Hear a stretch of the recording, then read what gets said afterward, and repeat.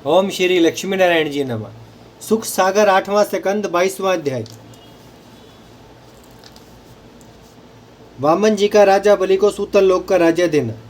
सुखदेव जी ने कहे, परीक्षित, जब वामन जी ने तीसरा पग पृथ्वी मांगी, वो राजा बलि जो वामन भगवान के सामने सिर नीचे किए खड़ा था, मारे डर के कुछ नहीं बोला।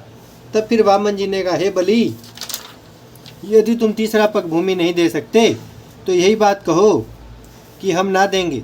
यह वचन सुनकर राजा बलि ने हाथ जोड़कर विनय किया, हे त्रिलोकीनाथ, मैं अधर्मी नहीं हूँ जो अपना वचन छोड़ूं। तब वामन जी बोले कि पहले तुमने अहंकार से यह बात कही थी कि जो चाहो सो मांगो। कंगाल ब्राह्मण के समान 3 पग पृथ्वी क्यों मांगते हो? सो अब तुम 3 पग पृथ्वी नहीं दे सकते। राजा बलि वामन जी के तेज व डर से यह नहीं कह सका कि दान मांगने के समय आपका स्वरूप छोटा था, अब तुमने अपना चरण इतना बढ़ाया, किस तरह देवें? जब थोड़ी देर तक राजा बलि ने कुछ उत्तर नहीं दिया, तब वामन भगवान ने क्रोध करके गरुड़ से कहा कि इसे बांध लो तो तीसरा पग भूमि दान देगा। जब गरुड़ ने राजा बलि को बांधकर पृथ्वी पर गिरा दिया, तब जो लोग वहां पर थे उन्होंने आश्चर्य मानकर कहा कि राजा ने अपना सब राज्य व धन वामन जी को दे दिया, तिस पर भी उन्होंने इसको बांधा है। यह बात अच्छी नहीं की। यह सुनकर नारद और शरद कुमार बोले कि वामन भगवान राजा बलि की परीक्षा लेते हैं कि यह अपने धर्म का सच्चा है या नहीं।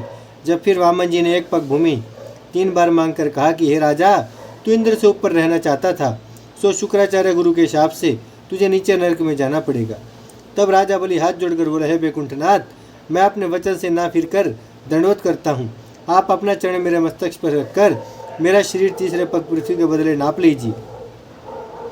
कदाचित आप यह कहें कि 14 लोग तेरा राज्य 2 पग नाप में ठहरा, तो तेरा अंग 1 पग के बराबर कैसे हो सकता है? सो आप देखिए कि जिस पर मनुष्य का सब अंग बराबर ना होकर नाक छोटी होने पर भी बड़ी पदवी रखती है, उसी तरह यह मेरा अंग जो सब धन राज्य और तीनों लोकों का मालिक था, सो 1 पग भूमि से अधिक पदवी रखता है। हे जगत पालक, तुम्हारा नाम लेने से मनुष्य नरक को नहीं जाता। जब आप साक्षात ईश्वर मेरे सामने खड़े हैं तो मैं नरक क्यों जाऊंगा? तुम्हारा दर्शन करने से संसार में मेरी कीर्ति अधिक होगी। जिस पर आप हरिभक्तों पर दयालु होकर उनको अशुभ कर्मों से बचाए रखते हैं, उसी तरह अपने भक्त प्रहलाद के कुल में जानकर मेरा अहंकार, जो राज्य और धन संतान बल के मद में अंधा हो रहा था, तोड़ दिया, और आप कृपा करके अपना चरण यहाँ लाकर गुरु के समान उपदेश देकर मुझे कृतार्थ किया। कदाचित आज मैं लोभवश अपना राज्य तुम्हें दान न करता तो मरते समय यह सब राज्य व धन मेरे साथ न जाकर संसार में केवल अपयश मुझे प्राप्त होता।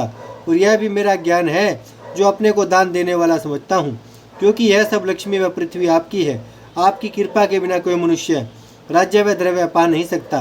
हे परीक्षित, जिस समय राजा बलि यह सब बातें वामन भगवान से कह रहा था, उसी समय प्रहलाद भगत आकाश से उतरे और वामन जी को दंडवत करके हाथ जोड़कर बोले, हे त्रिलोकीनाथ, आपने बड़ी कृपा की जो बलि से 3 पग पृथ्वी दान मांगा।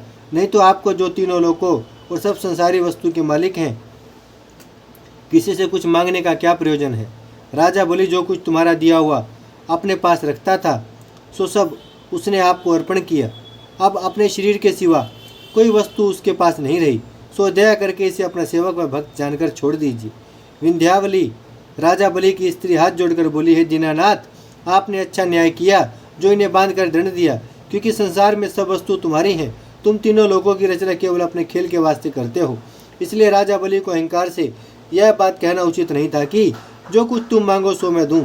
उसी समय ब्रह्मा ने भी वहां आकर वामन भगवान को दंडवत करके विनय कहे, परम ब्रह्म परमेश्वर, राजा बलि ने शुभ कर्म करने से जो धन व राज्य पाया था, सो सब आपको दान देकर यज्ञों का पुण्य भी आपको अर्पण किया, और अपने धर्म से ना फिरकर बांधने पर भी कुछ विषाद नहीं किया। अपना शरीर भी आपको भेंट देता है, फिर उसे बांध रखना न्याय की बात नहीं है। जब आप दीनानाथ होकर ऐसा करेंगे तो फिर आपकी शरण में कौन आवेगा?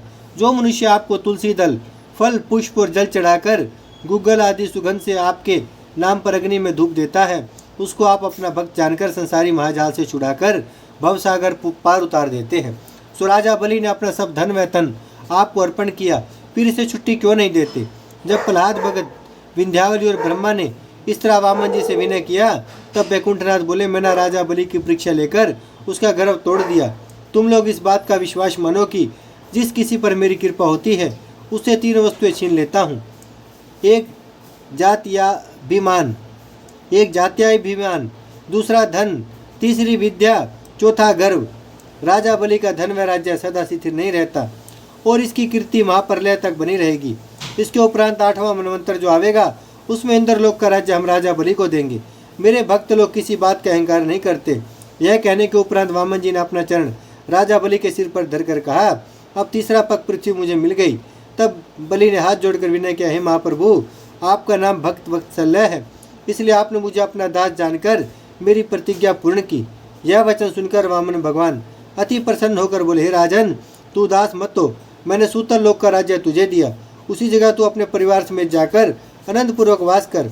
वहाँ मैं भी वामन रूप से सदा तेरे द्वार पर रहकर रक्षा करूँगा। आज से तेरी बुद्धि दैत्यों के समान नहीं होगी। ओम श्री लक्ष्मी नारायण जी नमः। भजमन नारायण नारायण नारायण, श्रीमन नारायण नारायण नारायण, लक्ष्मी नारायण नारायण नारायण, सत्य नारायण नारायण नारायण।